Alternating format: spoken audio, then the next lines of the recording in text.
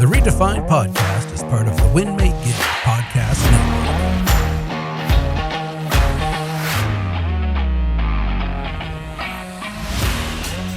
network. So I'm in this large room and there's this one person that I can't help but be drawn to. Maybe it's her fashion sense. Maybe it's the fact that she is from the Midwest as well. But there's this vibe. It's this unspoken vibe that I'm completely drawn to. I remember the time in which I fell in adoration and respect and appreciation for this gal. It's down in Houston, Texas. It's the middle of COVID. And I knew this person as kind of a peripheral relationship and somebody who I had a lot of respect for. But in this room, like I got to spend 2 days just like vibing and hanging out with, and I'm like, oh, it's my soul sister. Hey, sister, soul sister, gonna get your soul sister. And that's who I love and adore, and you will as well. Amy Wienands from Waterloo, Iowa. How are you, Amy? I'm great. I'm so honored to be with you, Eric. I love you. Back at you. Our spouses should be super jealous of this fun bond that you and I have, because we love the same things. We love our kids. We love our spouse. We kind of like real estate, but we love giving back and making an impact, and we love Christ. And so to have somebody who is as energized and fired up as you is so contagious, Amy. You are a complete and total gift to me. You need to know that. Thank you, Eric. I feel the same way. Amy, I was in a pretty dark spot last time I saw you in person. Mm-hmm. And just down in the dumps. And do you remember what happened? Because you pulled me aside away from everybody else, and you spoke some truth to me, and you prayed over me like somebody has never done before. Do you remember what you said? To a degree, I do. Yeah. What'd you say? Let's see if your memory and my memory. What I said to you, or what I prayed over you? Yeah, either or. Well, I'm sure I prayed that you would like know who you are in this earth, and that you know that would be revealed to you what you're called to walk in. I always pray that, right? And that you'd have hope, because hope's an anchor, right? If you don't have hope, you have nothing. And just like the lies of the enemy wants to beat you down and make you feel like your worth is in your P&L, and your worth is in your results, and your worth is in all that. And it's completely contrary. I think that when you walk through those things, your value, you just become better gold. So I don't know exactly what I said to you. Yeah, no, that's pretty aligned with my memory. I remember you casting aside my pursuance of what I was valuing, and you reminded me of how much I was valued, and how much I was worth, and that this was not the end all be all of my story, and that God had a bigger purpose for me than just what this was. And it was just refreshing, because you shine sunlight where it felt like it was nothing but darkness. And that's something I see you do a lot in your life, Amy, that you speak directly to people, and you speak of hope and optimism. You have a podcast and a brand that says you are more. You are literally not okay with people staying where they're at. You want to push people and propel people to this unbelievable new spot. And I want to know where that comes from, because I could highlight you as this unbelievable real estate entrepreneur, as someone who has this great team and has done these great things. But that's not where your greatness is. Your greatness is in how you make people feel and how you make them believe what they believe. And where did this come from, Amy? That's what I want to know. So I think that this has always been my bent, as like a 5-year-old, right? Like if I go all the way back, I grew up in a Catholic school, and I would look at those nuns, and I'd look at those priests, and I'm thinking there's like a mystery there, right? But I've always been extremely sensitive to how people felt. And so even even in those classrooms and stuff, like I was always the kid that had to go to summer school. Like I was the one that wasn't the smart kid. In fact, the other day my son was reading to me in bed, and I said, I love listening to you read, because he's so smart. And he's like, yeah. And I go, Foster, do you know what? I couldn't read at your age. I kept getting pulled off. I called it the dumb class, me and 2 other kids, right? We'd have to go and do our thing. But it made me really sensitive to people's pain points. And I think that And I could see other things in them than what they saw in themselves at the time. I couldn't see it in me, but I could see it in them, right? So Mm. I get into real estate, not wanting to get into real estate, wanting to get into ministry. And so when I get into it, um, was it easy? I was like the youngest person in the Cedar Valley to get into real estate at the time. Yeah, like I was single, female, and most of the agents were older. And I got into it, and I struggled. And so I made a decision though. My hair's crazy. I made a decision though that I'm gonna like this is gonna be my platform. So I have to do really well with this. I have to operate in excellence because my platform, this is not transactional to me. This is about building a relationship that I can stand and say, I'm representing the kingdom and I represented it well. Hmm. So it was never like about anything other than that. So when I went in to meet with people, I quickly found I could I could identify a pain point and I could locate an entrance point, Mm. right? That I could start to shift it. And my biggest thing is I really am a hope dealer, Eric, and so are you. Hmm. What does that mean to be a hope dealer? To me, as a hope dealer, is you walk into a room and people can be in a state, and you bring to them an energy, a story, a life, a force that all things are changeable. Hmm. And I think I mean, obviously there's sickness that takes you to a path, but for 99% of all life things, all things are changeable, right? Mhm. And that's always a comfort to me because I know that all things are changeable. I might have to tweak some things, we might have to do some things different, but the hope is all things are changeable. And it's Mm. usually not as hard as you think it's going to be to make Yeah. the change. Yeah. Uh, I love that idea of being a hope dealer. I remember a couple of years ago watching you speak on a stage, and we're at this conference where everybody's talking about here's how you make more money, and here's how you sell more houses, and here's how you, and you were just a complete and total left step to everybody else's right. You were the yin to their yang because you got up there and you talked about how on your team you tell people hang on to my hope, Mhm. that I'm going to have so much hope that it's going to be contagious, that when you don't have it, I'm going to have it for you. Mhm. Amy, you are a weirdo in the best of ways, because that is not a normal thing for people to do. I want to go all the way back to 5-year-old Amy that can't read. Yeah, And that is in the self-diagnosed dumb class. right. You said that you saw hope in other people. You saw potential in them. How could you not see it in yourself? Because I literally would just be like, I'm like my sister's smart, test taker, 99 percentile, may struggle bus, right? And I would look at everything I'm doing and I'm like, this is what I found out about myself is that I could go into these classrooms and stuff, and I rode the struggle bus. I was not a good student. I was not smart, book smart, right? But I would look at like Jeff, this kid named Jeff, and I would look at him and I would think, man, Jeff is the funniest though, right? He is so funny. So he would sit there and beat himself up because we're the ones going to summer school and things like that. And you talk to each other. Here we go. All the smart kids stay behind. Here we go. And but I'd be like, man, but you're so funny. I mean, that'll take you a lot of places.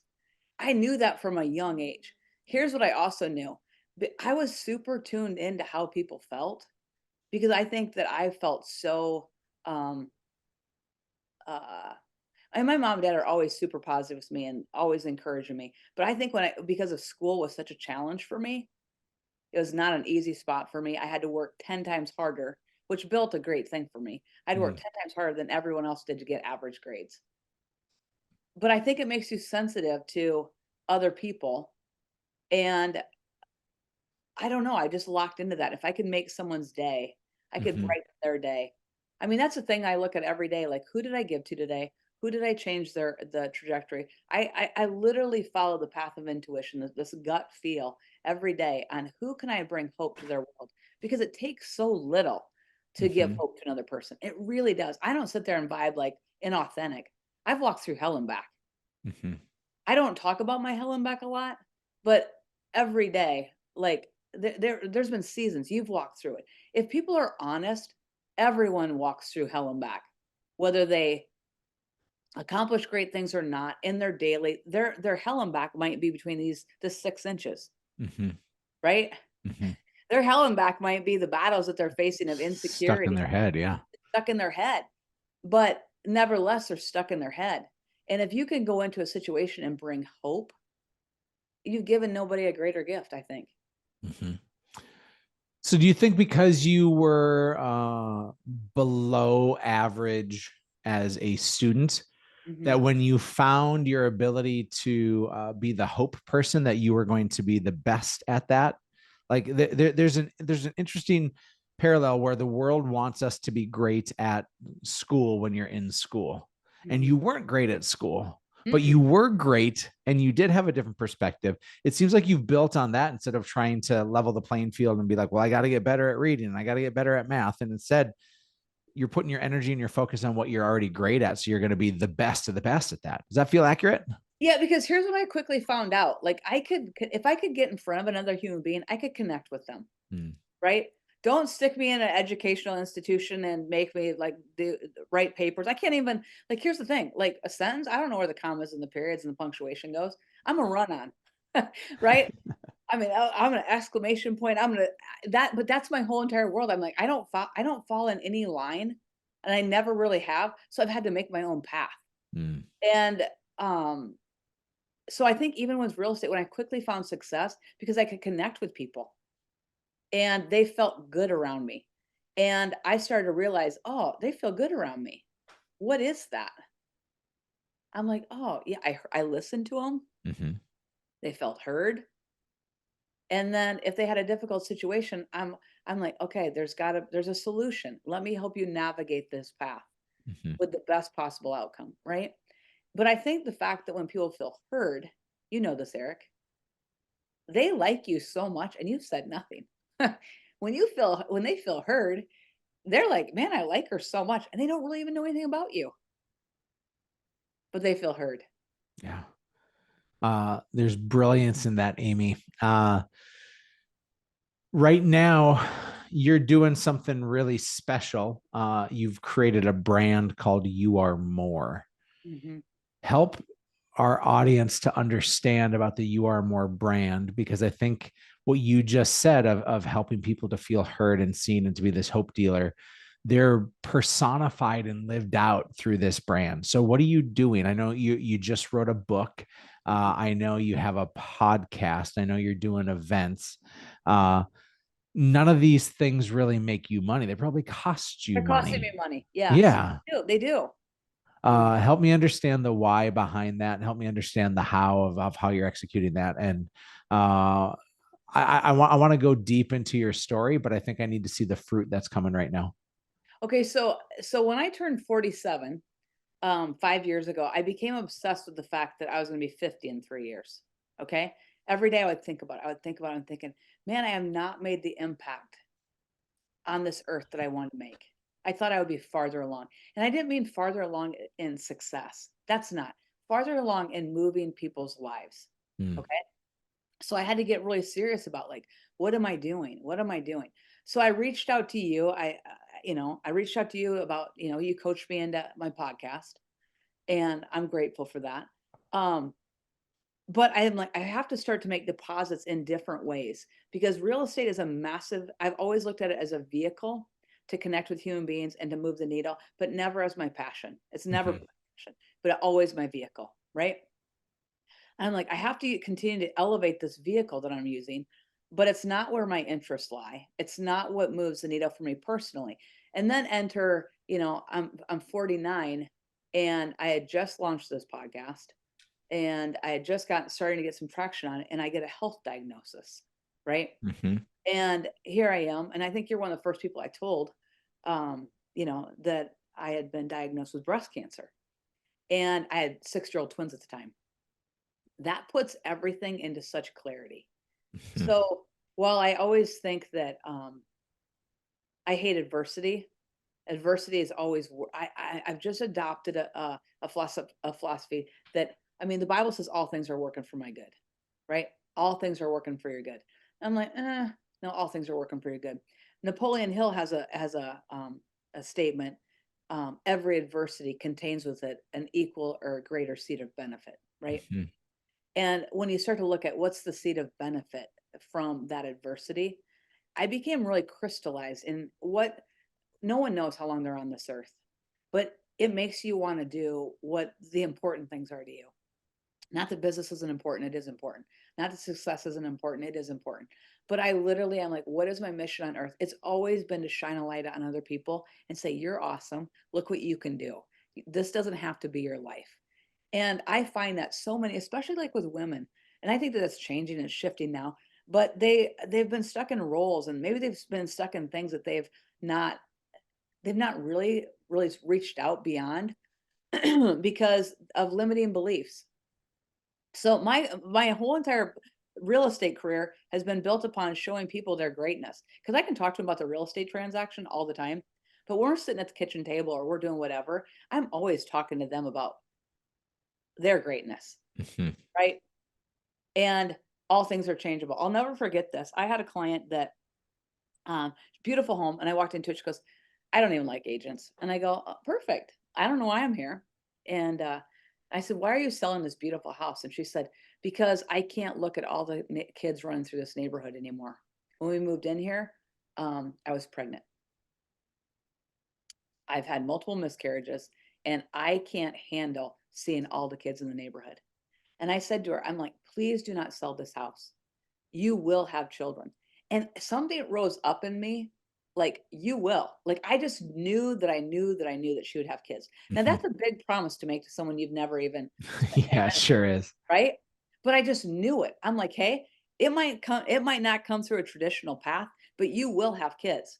Now, Mhm. let's fast forward this conversation where she started out, I hate real estate agents.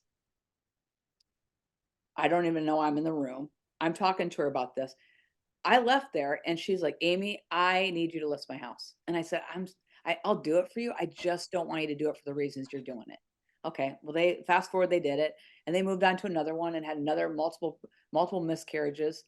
But I walked through this whole process with her, and I'm like, every day I would just check in with her, knowing what process she was going through. Mhm. Because I've walked through that barren feeling. I've walked through those dark nights where everyone's part of a club that you're not gonna be a part of, right? Yeah. You know those feelings, Eric. Yeah. You've experienced it. Everyone's in this club that just escapes you. And I just didn't want her to quit. And she had so last year in November, she walked in the door with a brand new baby girl. Really? And 3 months later, she called me and said, "Amy, you're not gonna believe it. I'm pregnant again." And I said, "My question for you," I just talked to her the other day. I go, "Do you even remember the dark days, the sadness, the sorrow? Isn't it quick? It's so fast how it goes away. Like Mm, you have a remembrance of it, like because I can identify it in somebody else and I can speak to it, but the pain of that quickly dries up with the joy of looking at these beautiful faces, right? yeah. And Isn't you that can the hardly truth? remember those barren times because it's so full." Mhm. Mhm. What a great testimony. Was this after you had your twins? Yes. Yeah. Yeah, and I was very honest with her. I said, I went through all this. I've been on that Clomid, that fertility cycle, and the embarrassing doctor's appointments and the embarrassing conversations and the stress that it puts on a marriage Mhm. and everyone responding differently, and it's your own private battle that no one Yeah. knows what's going on. It's so quiet. And Amy, you've been somebody who I think is so great to allow other people to you're so great to be this hope dealer, Mhm. but you're also shockingly private. I am. I I remember am. when you told me of your breast cancer diagnosis, Yeah. and then I saw what you were trying to do with You Are More and to be this hope dealer. And I'm like, this is a chance for you to take your pain and allow other people to relate to you. And you kind of stiff armed it a little bit. Yeah, I How come? 100% did. How come? Um, because to me, okay, this is gonna sound so pathetic, okay? But I had fear that my team would feel like they're on the Titanic, and hmm, I didn't want them to know that. I thought I just needed to be the steady in the storm, and I didn't want them to be impacted at all. And then from just a business perspective, this my industry and my market has is really, I hate to say it, but it's kind of ugly. It's cutthroat. It's kind of ugly. mhm, It's not mhm. what it used to be. We used to have a lot more camaraderie, but it's gotten really intense over the last few years. Yeah. And so people are, I hate to say this, Eric, but people are in my industry, they would love to see me fail. Mm-hmm. I didn't want that weakness out on the table. I Mm-hmm. didn't want that out there. And so I didn't do anything with it. I kept it extremely private. I told my team my last day of radiation, Hmm. and I don't know if this is good or bad. Maybe I accomplished what I wanted to accomplish. Maybe they're not as perceptive as I thought they were, but they had no idea. Yeah. They literally had no idea that I'd been walking through a 5-month battle. Yeah. And shocking to me, honestly, like, am I that good at like coming and being the motivator for them when I'm walking through hell? Maybe. But here's the thing, Eric, like I took that whole time, and I just shared this the other day with somebody because I think it's a way out. Instead of getting in myself, like I have a friend who has a ministry, and I had been making prayer phone calls for her. And when this happened, she's like, Amy, let's take you off that. You don't need to do that for me. And I had felt like I was supposed to do it. And I'd only been doing it for probably 6 or 8 months at the time. And I'd asked her to do it. And she was surprised I even wanted to do that. Right. And I'm like, hey, can you just double them up for me? I actually want to make more phone calls. Hmm. So every time I made these phone calls, people were they're telling me, hey, I just got this diagnosis. Hey, we got health issues. Can you pray for me? And I would think to myself, I'm waiting for test results right now. This is so Yeah. interesting.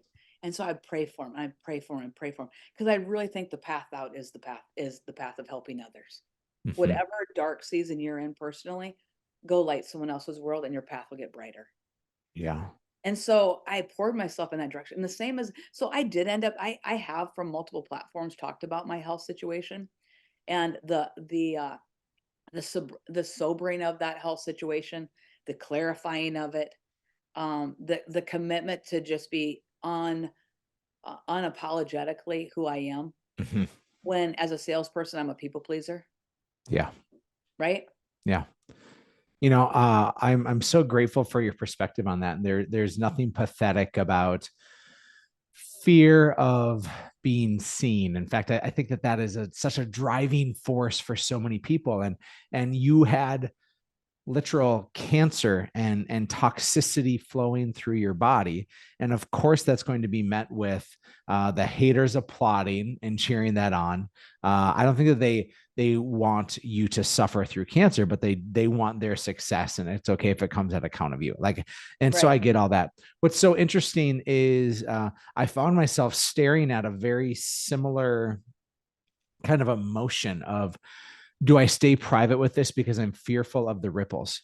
And you went one direction and I went the other. I didn't have a cancer battle, but my team blew up, imploded, exploded. I lost half of my production in a month period. We went from the top of the mountain to what felt like the depths of the valley.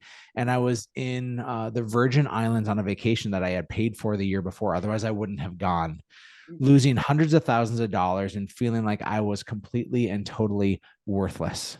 Mhm. And I'm at the airport coming back, and my wife is on a later flight because we're on these little hopper planes. And so I'm there all alone, waiting to go. And I just start writing and typing on my phone. And I say, most of you have watched that. It looks like I'm in paradise right now, but I'm in anything but. Mhm. And I've been Amy, there, Eric.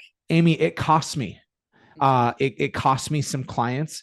I had the most barren 6 months of coaching than I ever had because I said, I can't, my world is not put together right now. Yeah. And I lost a bunch of clients. Uh-huh. I had people that kept me at arm's length because I was dealing with a dumpster fire. I'm not a dumpster fire, but I was dealing with a dumpster fire, Mhm. and it cost me, but it also gained me. I Mhm. probably received 50 private messages from people Mhm. in their tears and in their pain saying, I can't believe somebody else is going through what I'm going through. And it gained me massively too. And so I think your analysis of that situation, Amy, is accurate, right? It comes at a cost. Mhm. And full vulnerability of what you're going through and letting people into that, it comes at a cost. Yeah. But there's also a massive benefit because now somebody says, well, I don't see the success of Eric as this thing I'm trying to compete with. I can relate to what he's going through. He's like me. And so it's created a really great community too. So is it the right thing or the wrong thing? I don't know. There's no right or wrong. There's just choices and consequences. And you Yeah. chose one and I chose the other. And we're both probably better for it. Mhm. Right? Yeah. Yep. But there, go I ahead. think, Eric, like even when you're talking about your sharing, last week I was in Las Vegas and I spoke. And I had this whole entire, okay, I had this PowerPoint prepared and I sat there and listened to everybody and everything was, tactical and practical and great systems and great recruiting. And I sat there and I realized that I was starting to feel apart from instead of a part of this group. Mm, And I was apart from in the fact that I was like, I've had a struggle the last year and I'm not, it's not been my, it's not been what been used to. Right. yeah. And, you know, um, when I had struggled, then I sat there thinking, man, my team's not growing. They're not like, I don't have people just falling in the door to come work with me. Right. Hmm. And I'm like, okay, so there's something wrong with me. So I got up and I walked over like maybe like 20 minutes before the PowerPoint and before the presentation. I said, hey, cancel my PowerPoint. Like, I don't know exactly what to do in this situation, but I'll figure something out. And I stood up there and I thought, the only thing that I know to do, I had a 40-minute window to fill. And I walked up and I'm like, they've heard greatness from so many people, really great, amazing human beings. And I stood up there and I'm like, I have nothing. I have literally nothing to give to them. No one wants what I've got. All this, you know what I mean? Yeah. And um, I walked up there and I knew I was supposed to honor John for not quitting, right? There's so much power in not quitting. Hmm. There's so much, like, I'm so inspired by watching someone not quit, right? When they had everything to quit for and they didn't. Like, that Hmm. inspires me. And so I honored that. And then after that, I didn't know anything else other than I was going to read this poem. And at the end, and I literally walked into it and I'm like, I started to talk about the work of adversity in your life. Who wants to hear that? Nah, not me. Just tell me what your highs are. Tell me how you're Uh-huh. doing this, right? And I just started talking about how it shifts your perspective, how it makes you sober up, how it makes you more take more accountability for your actions, and how it kind of it's a reality check and the worst kind, but the best kind. And are you living authentically or are you living behind a P&L? Hmm. Are you living behind that your entire world is based on your business? Your identity is your business. Everything is your business. And then is it literally at the end of your life, do you want it to be that you're a great real estate agent or a great real estate owner? You had a great business. I mean, you want it to be impact, right? Hmm. And I looked at people and I literally felt the room shift, Eric. And I finished. And did I deliver anything great? No, not at all. But I walked out of that room and I had probably 20 or 30 guys behind me. And they thanked me so much Hmm. for vulnerability and for being transparent. Hmm. And that I had like multiple people say this has been what I looked for all weekend long because I Mm, desperately needed hope.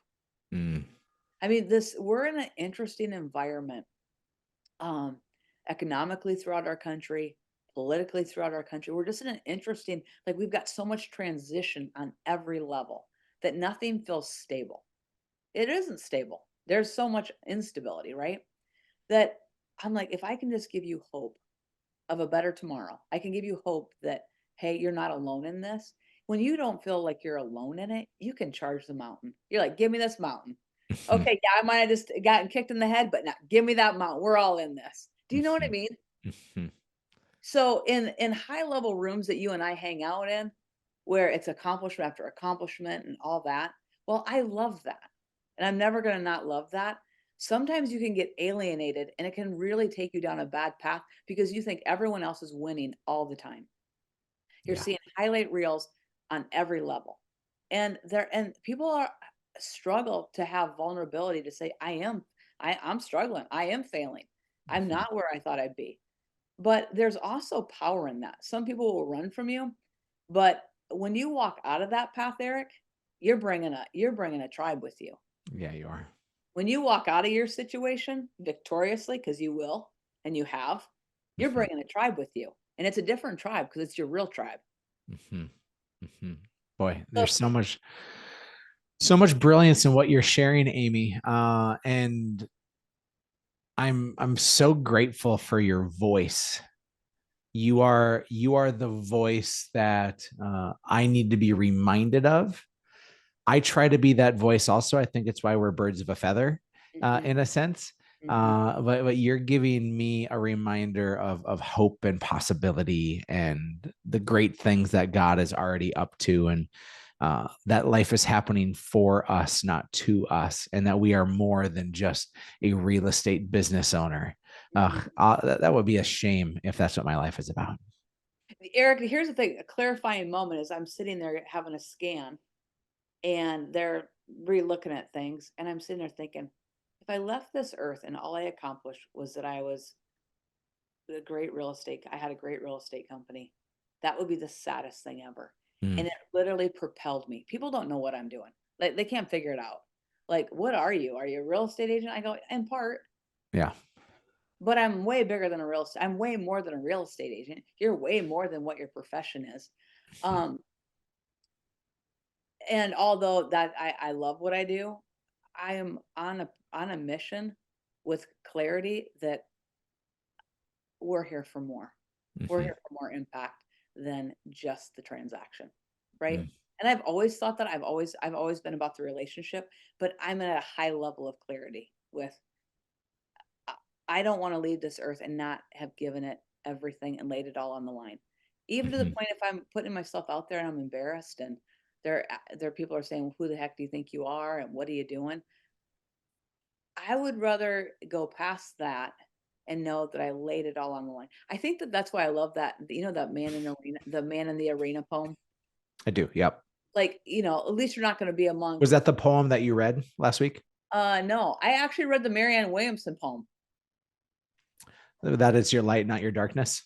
Mhm. That most And frightens then, you. and then also, um, as you're delivered from fear, you allow others. Your presence naturally liberates others. Mhm. And I'm like, yeah, I believe that with everything. When you're liberated to be free to tell exactly who you are, you're free to be who you are. I mean, I told them on that stage that day, I'm like, you guys might not like me, but I'm a Jesus person, straight up. I've built a business based on biblical principles. I am a Jesus person. And so that might eliminate you. You may say, hey, Amy, you're not my deal. Or I'll get a different tribe that will, right? So being authentically you takes courage. There is a statement that I've been hanging on to, and that is that there's riches in the niches. Hmm. And I'm not talking about the dollars. I'm talking about the value. And when you're specific to what you believe and what makes you tick, you will find massive abundance. But if you're trying to be everything for everyone at all times, it really is a kind of an irresponsible way to go about it. And you uniquely know who you are, and you're not like everyone else. And your windfall of value given and value received is that much greater. Hmm. Amy, you shared a story earlier in our conversation about that gal who wanted to sell her house because she saw the kids in the neighborhood and she didn't have one of her own, dealt with miscarriages, and you said, Eric, you understand, and my story is, we battled infertility for 3 or 4 years, and I don't know a lonelier place than that battle of infertility, and those seem like the most hopeless of days. Um, Finally we were gifted with the very last embryo, the very last hope, is our daughter Finley, and then I snuck one past the goalie a couple of years later, right? And so it's a fun story to tell now, and that darkness has dissipated. I don't remember what that pain felt like, but when it was there, it was so intense. And you, as a person who is filled with hope, also battled a long journey. I'm wondering if you would share what you felt like in those moments and how you found hope in the hopeless. So here's what I can tell you. I got married late in life and I was so career driven and I was so like on the move and what we were going to do and build. And You Steve got and I, married in your late 30s, right? yeah, yep. And then Steve and I just traveled and did whatever we wanted to do. And we liked our life. And all of a sudden one day I hopped in my car and one of my clients, she was about 50 years old, said, Amy, I want to talk to you about something. And I said, what? She goes, I don't want you to make the same mistake I made. And I Hmm. said, "What's that?" She goes, "I missed that window to have kids, and I had massive regret. When I found out that window was closed, it took me down a dark, dark path. And I don't want that to be your life." And it was literally like God was speaking to me because it hit me like a ton of bricks. I went home to Steve and I go, "Hey, I think we probably should have kids. Like, I think that this sounds bad." I Wow. don't want that. I So don't want that. you guys, it took that person speaking to you Yeah. to trigger, which is such an interesting theme of this conversation today, Amy, Uh-huh. is the words that we have are prophetic. Mm-hmm. When that lady spoke to you, she was God speaking to you, saying, this is my design for you, this is what I have. When you speak as a hope dealer to people, that Yeah. is prophetic. That is God speaking through you, saying to someone, this is what I see in your life, and I'm just choosing Amy as the vehicle for it. And Mhm. so you and Steve hadn't decided on kids until this woman spoke to you. No, we kind of decided like probably not our path. We were so involved with my nieces and nephews. We Mhm. loved our life. And it just wasn't a strong desire of mine. And Mm. it wasn't a strong desire of his. And then all of a sudden we have this conversation and it hits me like it really impacted me because this person, I'm like, we had a similar professional path, right? Mhm.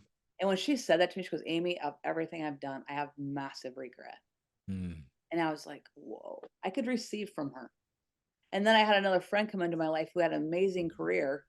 And yeah, she was an amazing mom. And I'm like, oh, I can see how the duality can happen, right? Without I can just see it. I'm like, oh, if she can do it, now I can do that too. So Mhm. I would say it's the combination of the two people that came into my Yeah. life. One that showed me she's a rock star and she was a chiropractor. She's a rock star chiropractor, has an amazing practice, and she's a fabulous mom. Yeah. I'm like, oh, I can do that. But I don't know, is I hadn't met someone wired quite like me until I met her, until I met Michelle. We were wired the same. What was the story you believed prior, is that you could be one or the other, but you couldn't be both? Yeah, pretty Okay. much. That you would, because I never really had interest in being a stay-at-home mom, Mhm. but I was the benefactor of a stay-at-home mom Yeah. most of my life, right? But So that of course builds into the narrative that if you want to be a great mom, you must stay at home. yeah. Mhm. So I really had thoughts like that. I was gonna have to, that would be my path, and that's never been who I am. So I mean, I can't hardly sit still, you know. Um, so that wasn't I just didn't feel like it was for me because it was never like that idea of just staying at home. I'm like, I can't do that. Yeah. I'm a much better mom today as a busy mom. Yeah. When I have intentional conversations with them, I have intentional time with them. I focus on things that matter and the things that don't matter, I don't really care about, right? Mhm. And I'm not like some amazing mom, but I would like to think that I have intentional conversations and I'm raising kids that believe that all things are possible. Mhm. And that's my biggest goal. In fact, when we built our building, I looked at it. I said, Steve, what are we going to do? The building, the number came in $1 million higher than my budget. And I'm like, what are we going to do? And he goes, Amy, I don't think you're ever going to be happy unless you're moving forward. And I'm like, it's true. I won't be. Like, I just Mhm. don't, progress and growth to me are just part of breathing in life. Mhm. And so I'm like, how am I going to do that? And then but I was like, and then I looked at faith and I thought, I never want faith to grow up with limitation. I never want to think, well, because I'm female, I can't do that. So I've built a building that when you walk through it, it feels it feels like possibilities. It feels like opportunities. It feels like hope. It feels like all things are changeable. All things are possible. And Mhm. that's really what I wanted to inspire in my daughter, right? My son, I'm like, he'll be that way. My daughter, I don't want her to grow up with female limitations. Like I can't do that. And so, um, and I've seen that, and because again, I'm from small town Iowa. Like a lot of women have these beliefs that now they've raised their kids. Who are they? They don't even know what they're going to do now. And I'm like, oh, you got so much. I'm going to bring. So even like this conference that I'm doing, some of the women I'm putting on there, I've got some that have got bios and credentials and all that, and I've got 4 or 5 that they don't have a bio. They've never written a bio in their life, right? Mhm. And here's the thing, I'm going to display them and pure gold is going to come out of them that will impact people in significant ways.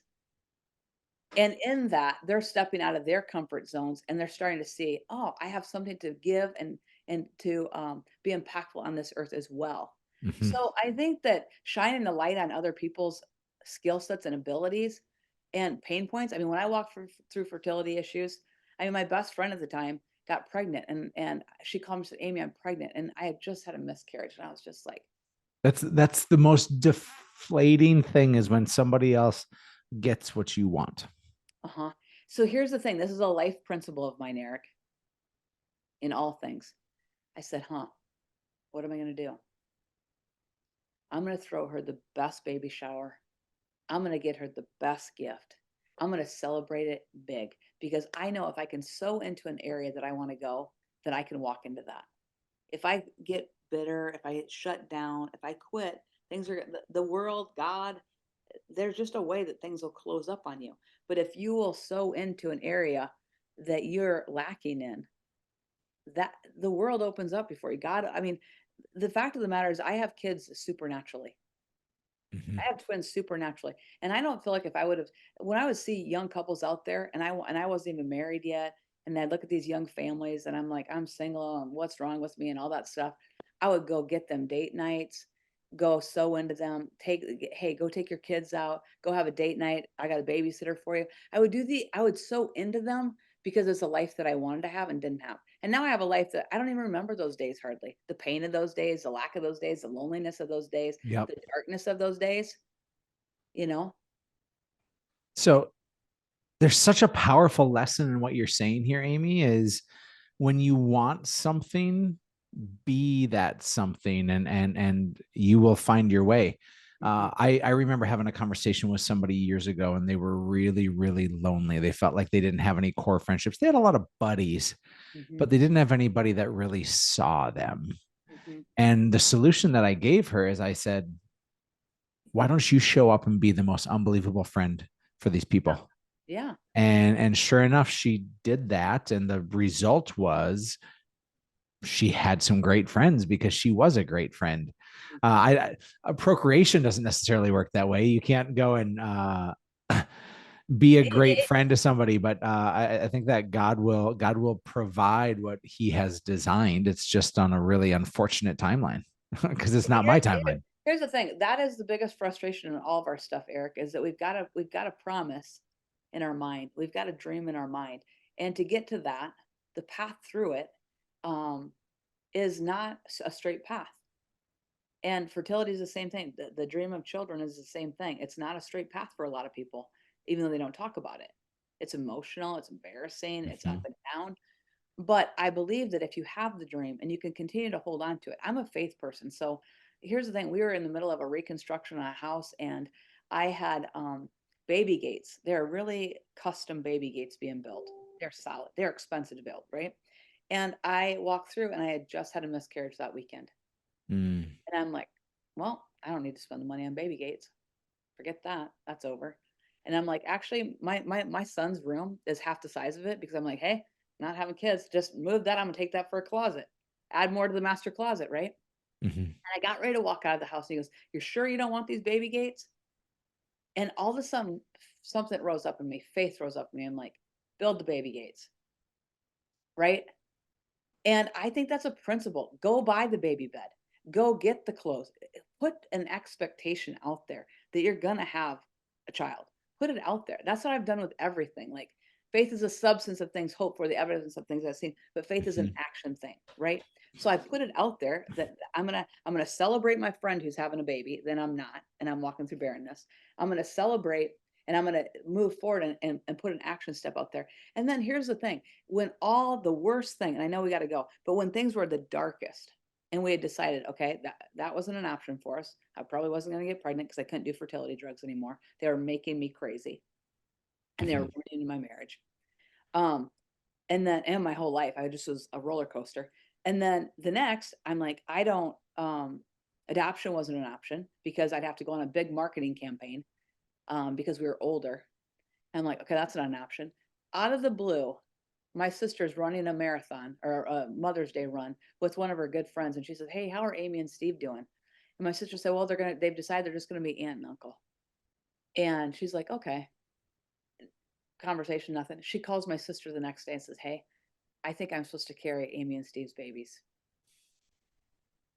This isn't a flaky person. This isn't a, she said, she goes, and so I said, Mo, my sister called me and said, hey, let's just give her another week or two. This is kind of emotional. Let's just Yeah. think on it. And I've obviously made a lot of calls that have been nerve wracking in sales, like, and that was the scariest phone call I've ever made is to call Wow. and say, do you really want to carry my children? And she said, I feel like God told Darren and I that we're supposed to carry your babies. Huh. I go, are you serious? Oh my gosh. And so the fertility clinic that I was going to in Des Moines, they're like, huh? That's a game change, right? Mhm. Okay. And like the success rate, like literally it all happened very, I mean, we got pregnant with twins, a boy and a girl. But my husband and I came together and we were like, hey, our agreement was we're going to have, we would make jokes out of it. We're going to have a double yoker. We're having twins. We would always say we're having twins. And I think you do eat the fruit of your words. Even in the darkest seasons, I'm like, God, I don't know how you're going to make it happen, but I believe you're going to make it happen. Even if I'm in the closet I'm crawling to the door saying, because I'm in such despair. I'm like, God, I Mhm. don't know how you're going to make it happen, but somehow you're going to make it happen. And then comes the light because you didn't quit. You Yeah. didn't quit on God. You might have quit between the two of you, like, hey, I'm over this, but you didn't quit on God. Mhm. That's so powerful, Amy. And I heard you say faith is an action. Mm-hmm. Faith is not a passive thing. I think there's a moment of passivity. That's a hard word to say. Yeah. There's a time to sit back and to Yeah. say, well, I'm going to have faith. And there's a time to act, and you act with your prayers, and you act with your service, you act with your surroundings, you act with your mindset.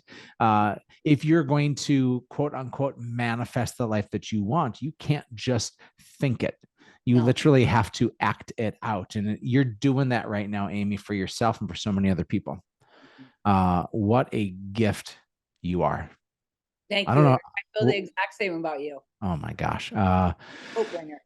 Holy cow. This has been one of the more fantastic conversations I've had in quite some time, and just a tremendous, tremendous mindset piece for me. So thank you for that. Folks, you need to take a look and find Amy Wienands out there in the world. She has the You Are More podcast. She's written a book. What's the name of your book? Make it count. Live life on purpose. I love it. And I love you, Amy. Love you. Folks, Thank I you, Eric. hope this has been a joy for you. It has been for me. This is the Redefined Podcast. I'm your host, Eric Hatch. And if you haven't done so yet, do me a favor, subscribe so you can hear more great stories from amazing people like Amy. But we will catch you next time on the Flippity Flip. God bless. Thank you, Eric.